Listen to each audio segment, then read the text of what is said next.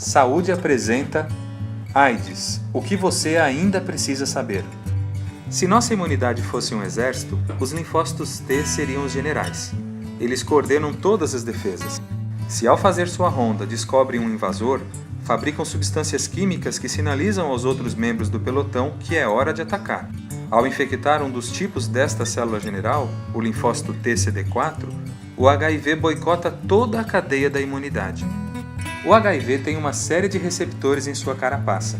Chamados de GP120, eles atuam como uma chave capaz de abrir fechaduras bem específicas, como o CD4, receptores que ficam na superfície dos linfócitos T. O HIV ainda se aproveita de outros receptores menores, como o CCR5, para se conectar e destrancar a entrada da célula de defesa. O vírus da AIDS começa a se fundir com o linfócito T. Seu envelope externo é descartado e ele passa a fazer parte do próprio linfócito.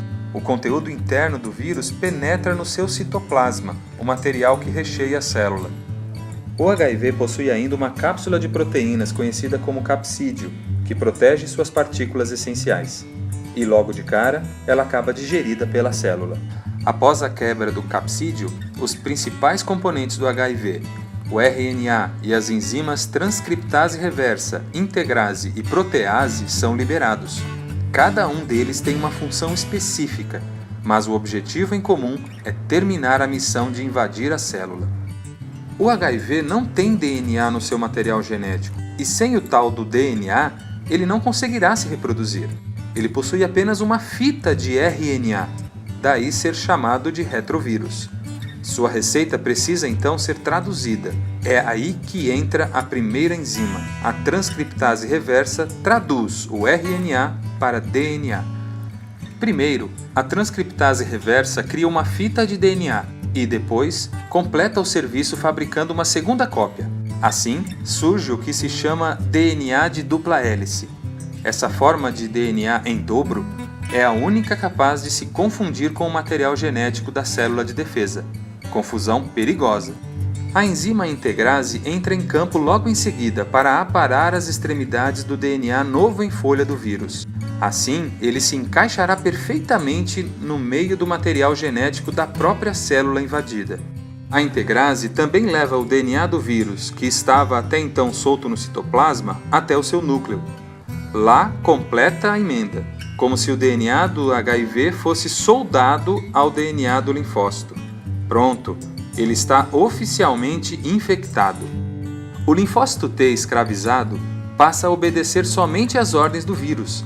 Elas são enviadas por meio de um RNA mensageiro que sai do núcleo e viaja de volta ao citoplasma.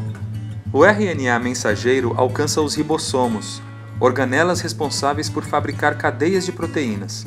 Após receber o recado, essas estruturas produzem os ingredientes que servirão de base para a formação das novas cópias de HIV.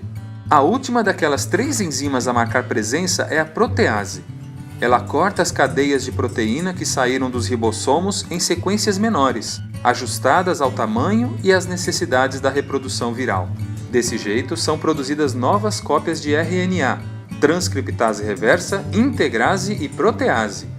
Com o material pronto, é formado o capsídeo. Receita completa. O novo HIV está preparado para se espalhar.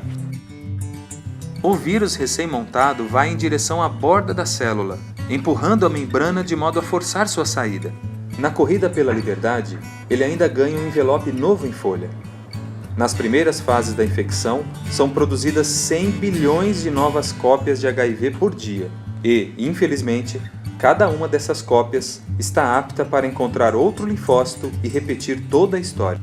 Leia mais em nosso pôster na edição de junho da revista Saúde, já nas bancas e nos tablets.